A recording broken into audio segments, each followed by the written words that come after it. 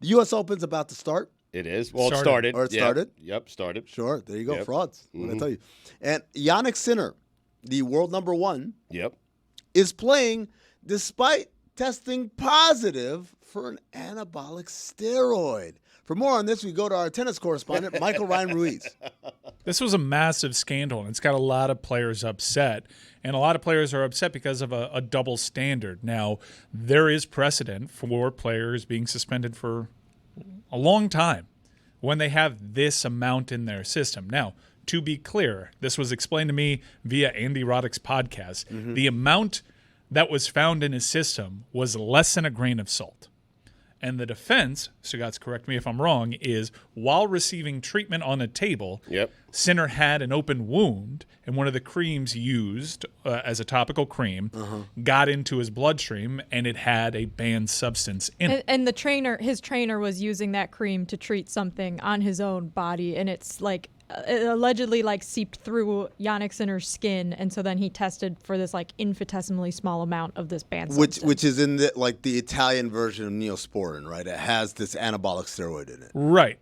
But all this being said, on the surface and how we're presenting it, okay, that's good for Sinner. Like this seems unfair if he were to be banned. And the ruling was he's allowed to continue to play. However, it seems unfair if you're buying his story. It seems unfair if you're buying his story. There's a lot of circumstantial evidence that would suggest a lot of injuries that kind of correspond with some of the symptoms that go along with this banned substance, and a lot of former players that have been dinged for similar amounts wondering why the double standard.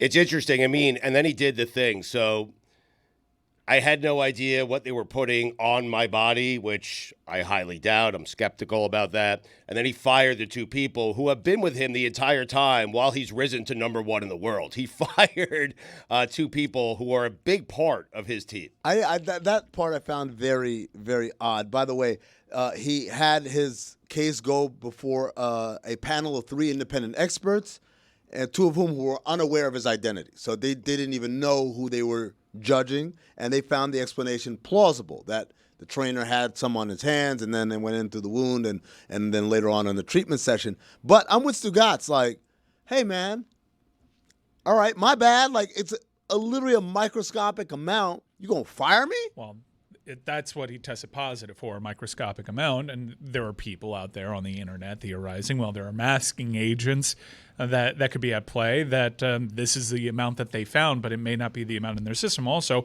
leading to more circumstantial evidence is Jannik Sinner's rise to prominence to being the world number one, the present number one seed in this. He's had a really good year. It's not like he came out of nowhere. This was a prospect that people had high hopes. He was building, But he really turned it on, probably ahead of where most people projected him at this point. So you have this guy really ascend. You have injuries and circumstantial evidence mounting, and you have the fact that you have precedent with other tennis players being punished for similar amounts, and you wonder, why is Sinner allowed to do this? But you do have to credit, as you did, an independent court, 2 of which didn't have any idea who he was, decided that he wasn't guilty of purposefully doing this. I like the idea, by the way, real quick, Stugotz, right, that the 2 that didn't know who he was, it wasn't that it was a blind taste test or whatever. It was just like, so this is Jannik Sinner's sample, and like, who the fuck is Jannik Sinner? Yeah, it's like Greg Cody. Like, I don't pay attention. They were tennis fans.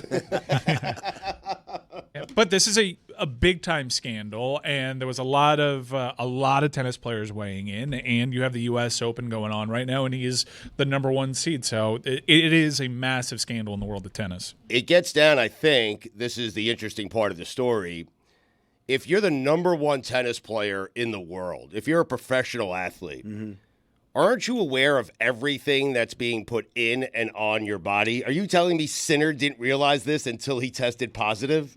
Like, he didn't know what they were putting on his body?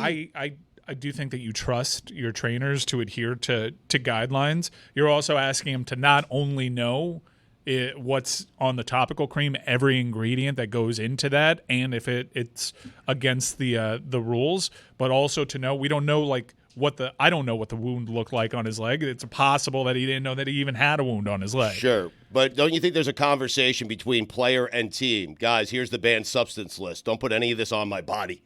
That never happens? Well,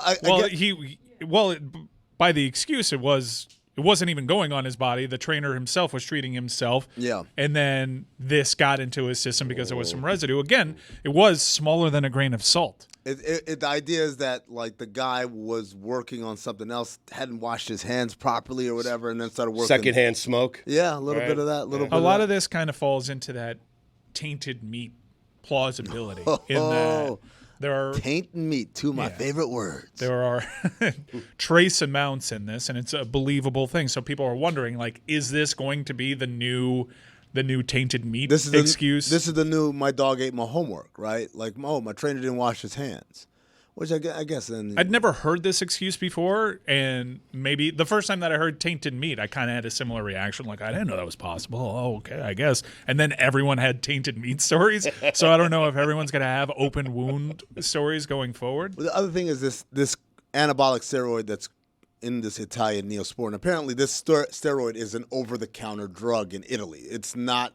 It's very readily available, so it's not like they went to some shady back alley guy to get this thing. And Sinner is Italian. And Sinner is Italian, despite a name that doesn't track. But that's why I wanted to make that clear to the audience, because Jannik Sinner doesn't seem like Isn't an he Italian Northern name. Italian? I isn't part of the controversy, like the they didn't make this public until after the appeal and everything had been settled, and a lot of tennis fans are irritated and annoyed, and a lot of players are annoyed that they just found out about this, even though it happened in March. That is probably the biggest reason as to why, because now all of this seems far too convenient for Jannik Sinner, and the double standard isn't just in the punishment, but it was how the secrecy was upheld. Like you can start seeing where the mind gravitates towards conspiracy theories. New number one.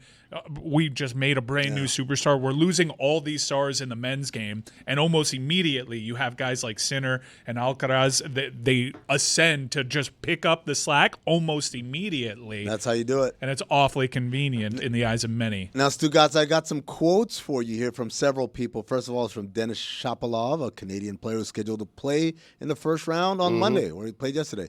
Different rules for different players. I understand why he would say that and think that. Nick Kyrgios, we all know and love Nick Kyrgios, Miami Heat fan.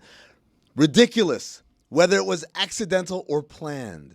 You get tested twice with a banned substance, you should be gone for 2 years. What, 2 years? I like the Nick Kyrgios dismissal here. Right. And then this is from Sinner himself. Obviously, it's been a very tough moment for me and my team. It still is. It's quite fresh, everything.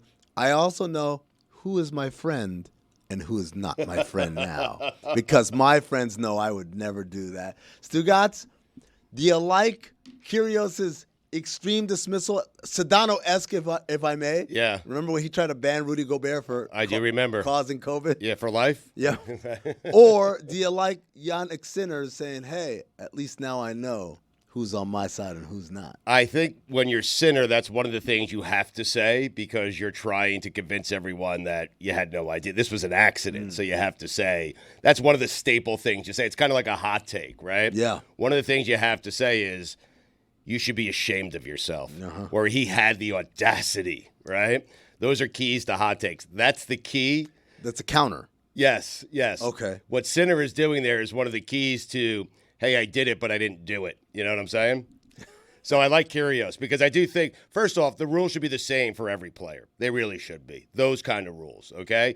If within a team, if one quarterback could fall asleep during the quarterback session and the backup can't, and the backup gets waived if he falls asleep, I understand those rules being different, but these are general rules to the sport. Right. And so I am with Kyrgios, that if he indeed tested positive, and he did, twice, he should be suspended for longer. Yes.